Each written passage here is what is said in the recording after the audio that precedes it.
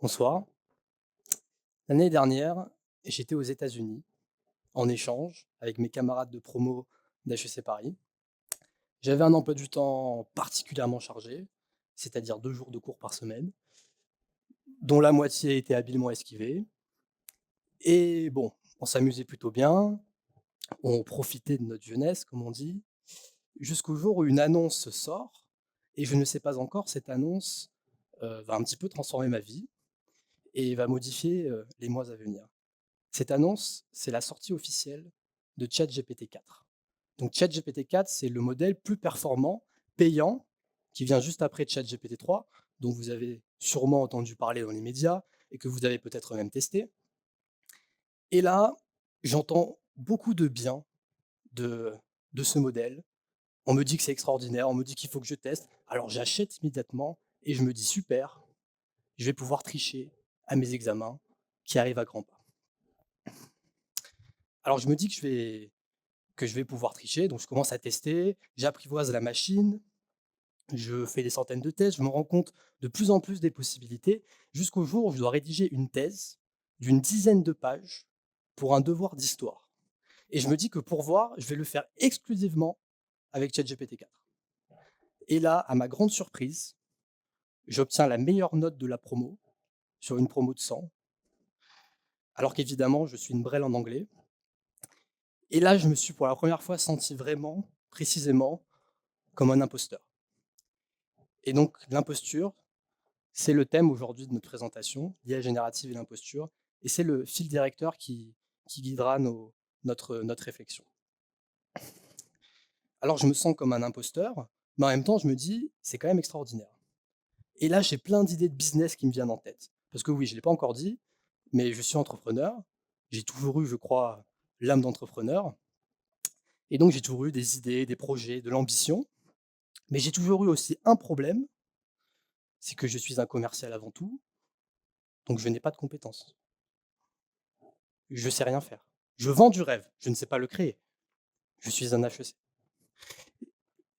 Et donc, je ne sais rien faire.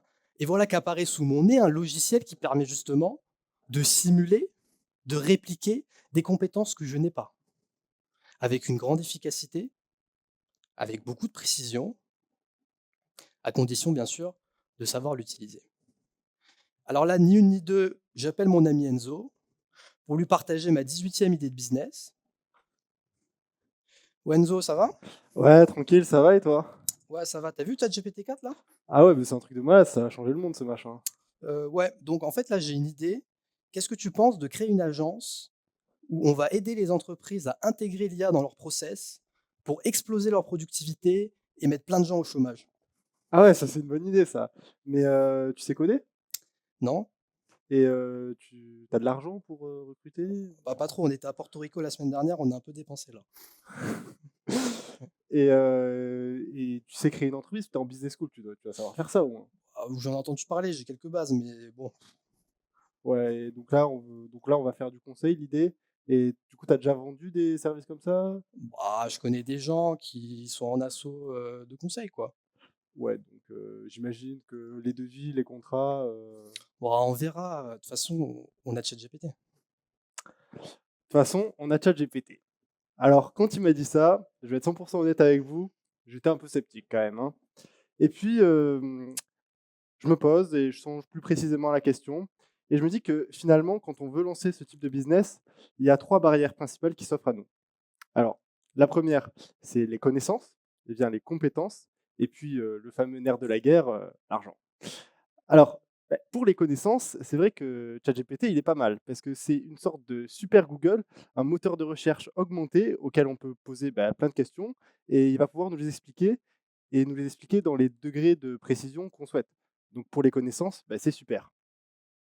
Ensuite, les compétences, c'est en fait la concrétisation un peu de nos connaissances. Ça va être, l'ensemble des process qu'on va pouvoir appliquer, hem pour les instructions pour justement, nous servir de nos connaissances. Et ben ça encore, ChatGPT, il est vraiment fort pour faire ça. Donc ça tombe bien.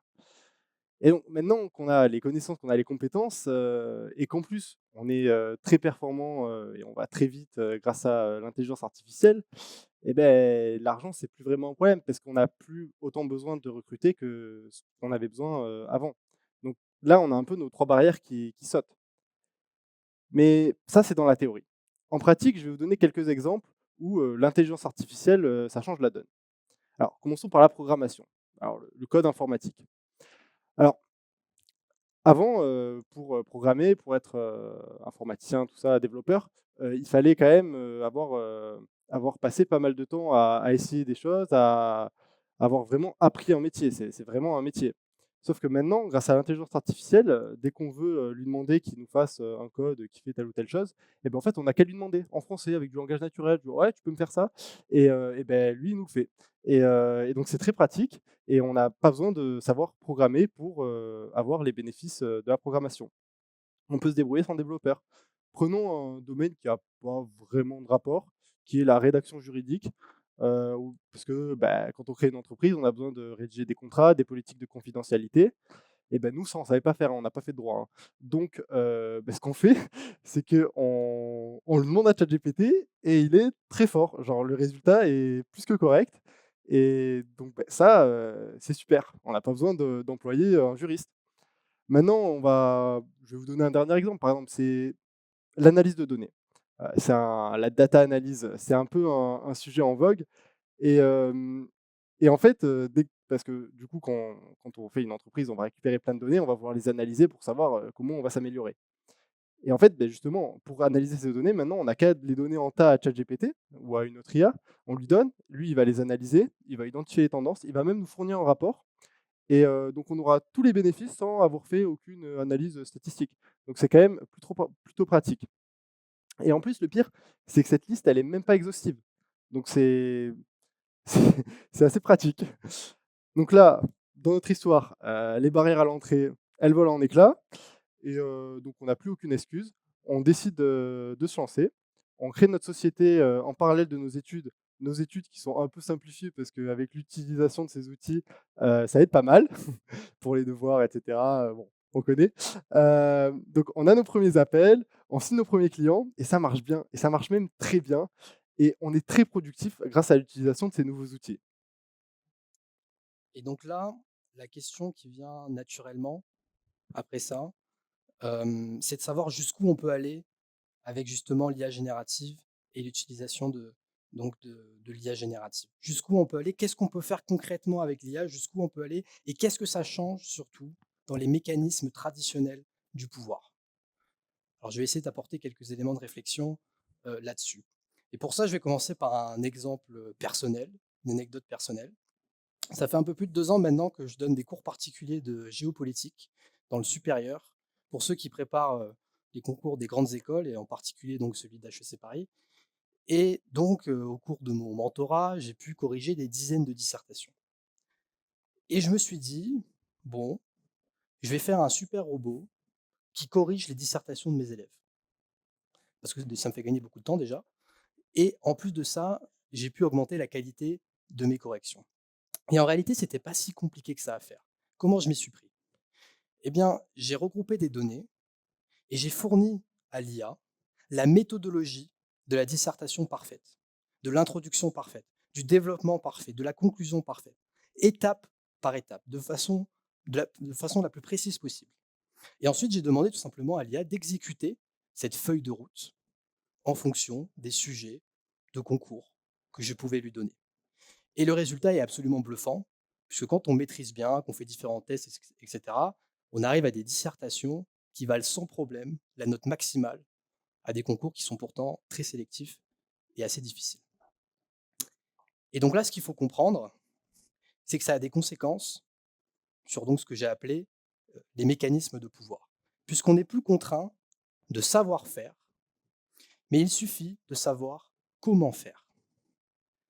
Et ça change tout. Et ça arrange beaucoup les élèves d'ailleurs, puisqu'on le sait. C'est pas parce qu'on connaît la théorie, c'est pas parce qu'on sait à peu près comment faire, qu'on connaît la méthode, qu'on est capable de l'appliquer, de l'exécuter. C'est d'ailleurs pourquoi il y a des bons élèves et ceux qu'on va considérer qui sont moins bons ou moins scolaires, parce qu'ils ont justement du mal à appliquer cette méthode et cette théorie.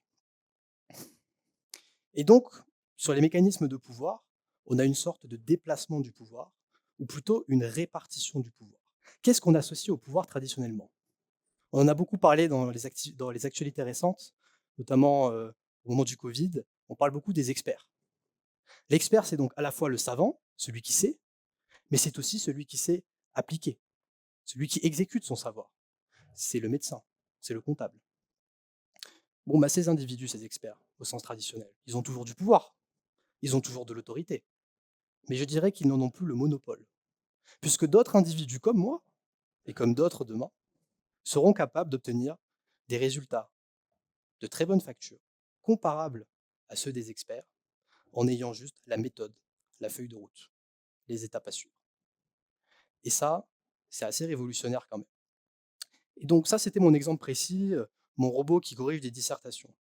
Mais si on prend un peu de recul et qu'on généralise cet exemple par induction, on se rend compte finalement que dans n'importe quel domaine, même un domaine qu'on ne maîtrise pas forcément, à partir du moment où on est capable de trouver les connaissances, de trouver les étapes à suivre, de trouver la feuille de route pour obtenir un résultat précis, on a juste à le faire exécuter pour obtenir un résultat qu'on aurait été incapable de créer par nous-mêmes de toutes pièces. Et donc là, qu'est-ce que ça veut dire? Ça veut dire que l'IA générative compresse le temps. Le temps qu'il nous aurait fallu pour maîtriser les compétences pour obtenir un tel résultat. L'IA générative relativise l'expérience. Car qu'est-ce que l'expérience humaine sinon l'accumulation au fil du temps de données? Et précisément, le robot, des données, il en a des milliards. Donc là, normalement, vous commencez à flipper. Oui, parce que si on se dit que n'importe qui maîtrise un minimum ces outils est capable de faire un travail comparable à ceux d'experts, et ça dans de divers domaines, ça va foutre un paquet de gens au chômage quand même, hein. Donc, ce qui se passe, c'est qu'on a ce risque de chômage, tout ça à cause de gens, à cause d'imposteurs qui apprennent à utiliser ces outils et qui n'ont pas votre parcours, n'ont pas fait votre école, n'ont pas votre expérience professionnelle et qui pourtant arrivent à produire un travail d'une qualité proche de la vôtre.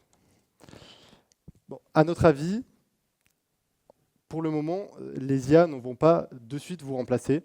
Tout simplement parce que des IA comme ChatGPT ou autres ne sont pas encore autonomes. Elles n'ont pas encore l'initiative. Et donc, en fait, ce ne sera pas ces IA qui vont vous remplacer, mais c'est les humains qui les utilisent. Ça va être les humains qui les utilisent, qui vont vous remplacer. Pourquoi? Parce qu'ils vont être, ils vont faire le travail que vous faites en 4 heures, ils vont le faire en 1 heure.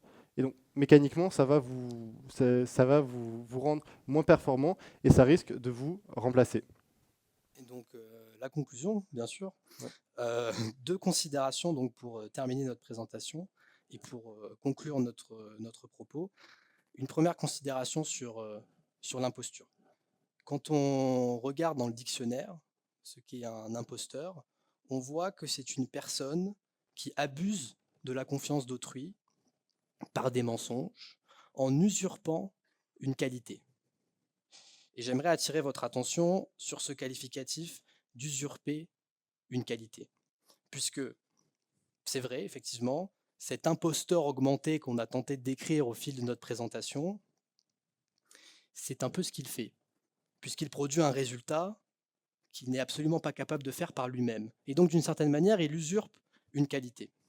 Mais tout de même, force est de constater qu'il est capable de produire un résultat qui est similaire à ce qu'un expert est capable de faire. Et rien ne l'empêche, dans la chaîne de production, d'intégrer une vérification humaine par un vrai expert qui pourrait vérifier son travail, l'affiner, le peaufiner et que ça devienne un travail qui est excellent. Et donc, le moment où l'imposteur augmenté est capable de produire un travail, un résultat d'une qualité similaire à ce qu'aurait fait un expert avec des années d'expérience, est-ce que cet imposteur, est-ce que ce n'est pas précisément le moment où cet imposteur devient lui-même un expert à sa manière? La seconde considération porte sur le thème de la journée, adaptation aux ruptures. En effet, l'intelligence artificielle représente-t-elle donc une rupture sociétale? Alors, selon nous, assurément, c'est le cas. Tout simplement parce qu'il va falloir devenir, malgré nous peut-être, des imposteurs augmentés, des caméléons flexible, capable de tout apprendre, de sauter d'opportunité en opportunité. avec une grande flexibilité, en fait. Et donc maîtriser ces outils d'IA, ces nouvelles technologies, c'est certes probablement conserver votre CDI, Ou en trouver un autre, mais surtout, c'est protéger. votre liberté. Je vous remercie.